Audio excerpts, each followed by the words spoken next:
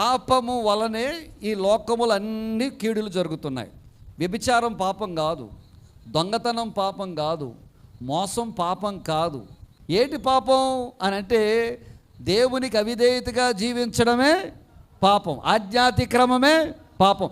ఈ పాపానికి ఉన్న సిమ్టమ్స్ అన్నమాట ఇవన్నీ. జ్వరం రోగము కాదండి.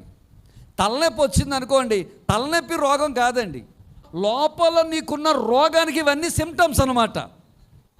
ఇప్పుడు మందు తలనొప్పికి, ఈ జ్వరాలకి, వీటికి ఇస్తూ డాక్టర్ గారు ఏం చేస్తారంటే అసలు రోగము దేనికి వచ్చిందో దాన్ని స్కాన్ చేసి ఆ స్కాన్లో రోగం ఏంటో కనుక్కుని ఆ రోగానికి మందు ఇస్తాడు.